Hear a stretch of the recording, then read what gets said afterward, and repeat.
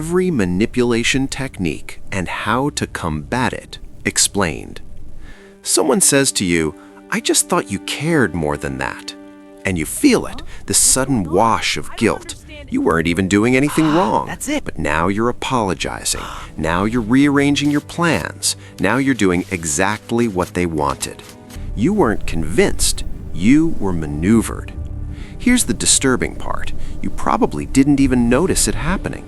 Manipulation isn't always dramatic. It doesn't always look like a villain twirling a mustache. Sometimes it looks like a text message, a sulk, a perfectly timed compliment. Robert Cialdini spent decades cataloging the 6 core levers of human influence, and manipulators use all of them, often unconsciously. Your amygdala, the brain's alarm system, gets hijacked before your rational mind even wakes up. Daniel Goleman called this the amygdala hijack. Emotional arousal shuts down logic, and that's exactly the window manipulators operate in. By the end of this video, you'll recognize every major technique, and you'll know exactly how to shut them down. Let's get one thing straight before we go further. Manipulation isn't just something bad people do to good people. It's something humans do to survive, to connect, to avoid pain, including you, including me. Uncomfortable? Good. Stay with it. Social exchange theory tells us that every relationship is, at some level, a transaction. We give, we receive, we keep score. Manipulation is what happens when someone starts secretly cheating at that game. And here's where it gets psychologically interesting. John Bowlby's attachment theory shows us that the people most likely to manipulate and the people most likely to be manipulated were often shaped by the same thing.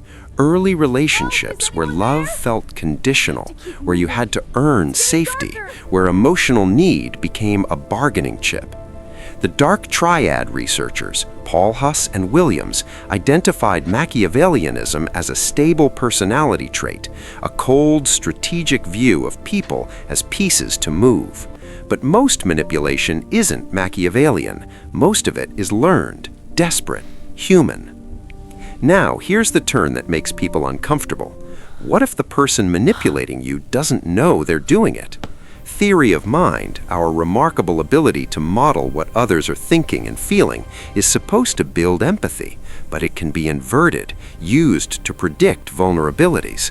And the terrifying part? Most of this happens below conscious awareness. Pelham's research on implicit egotism shows that people gravitate toward what feels familiar and self-referential. Manipulators exploit this by mirroring you, becoming a reflection of your desires. And then there are mirror neurons. Rizzolotti's discovery that our brains literally fire in response to others' emotional states means that when someone performs distress, crying, shutting down, going silent, your nervous system responds as if their pain is real, because to your brain, it is real. You feel their manufactured guilt trip in your own body. That's not weakness, that's biology. Let's name the techniques clearly, precisely, like a field guide to emotional weather patterns. Gaslighting, rooted in Gross's cognitive reappraisal research, is the systematic distortion of your perceived reality. That never happened. You're too sensitive. You're imagining things. Repeated enough, your brain begins to mistrust its own memory. Your cortisol spikes. Your confidence erodes. Gaslighting doesn't happen in one conversation. It happens in 100 small ones until you forget what your own reality felt like. Intermittent reinforcement is perhaps the most neurologically addictive. Skinner's operant conditioning research demonstrated that unpredictable rewards create stronger behavioral dependency than consistent ones. A slot machine pays out randomly, and you can't stop pulling the lever. A relationship that alternates between warmth and cold does the exact same thing to your dopamine system. Love bombing to devaluation is the narcissistic cycle. Overwhelming affection, grand gestures, intensity, followed by withdrawal, criticism, and contempt. Your nervous system becomes calibrated to chase the high. DARVO, Jennifer Freyd's framework, explains why, when confronted, a manipulator will deny, attack, and reverse victim and offender. Suddenly you're apologizing for bringing up the problem. Foot in the door, Friedman and Fraser showed that small compliance escalates. Say yes to the little thing, and the big thing gets harder to refuse. Other techniques in the arsenal? Guilt tripping, triangulation, future faking, the silent treatment, negging, victimhood manipulation. Each one targets a different psychological vulnerability. Each one has a counter. Here's where it gets uncomfortably modern. These techniques don't just live in toxic relationships. They live in your feed, in your inbox, in your parliament. Robin Dunbar's research tells us our brains evolved to manage around 150 meaningful relationships, but social media exposes us to thousands of emotionally charged interactions daily, each one a potential vector for influence.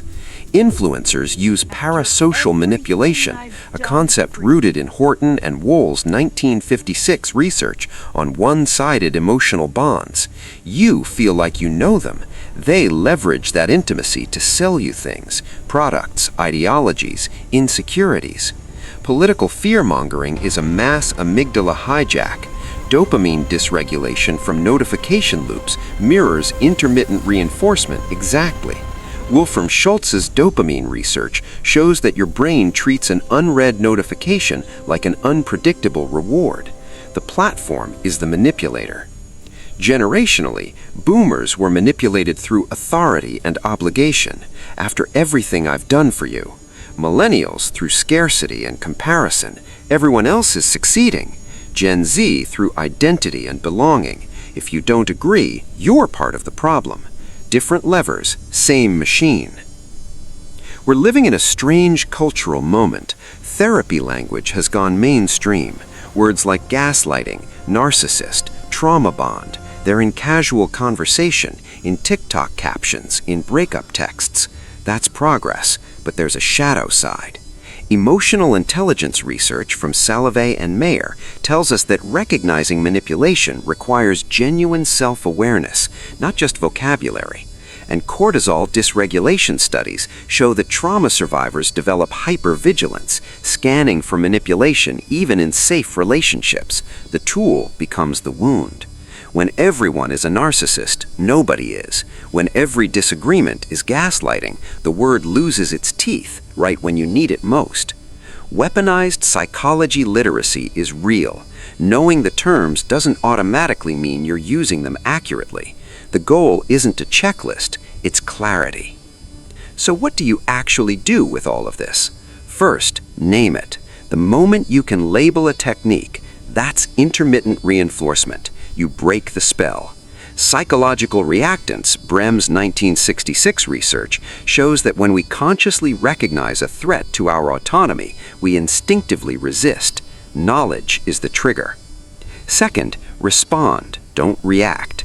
The BIF method, brief, informative, firm, friendly, is a clinically grounded communication framework. It closes the emotional loopholes manipulators need to operate. Third, remember that your brain is plastic. Neuroplasticity means that the manipulation detection circuits can be trained through therapy, through practice, through conversations exactly like this one.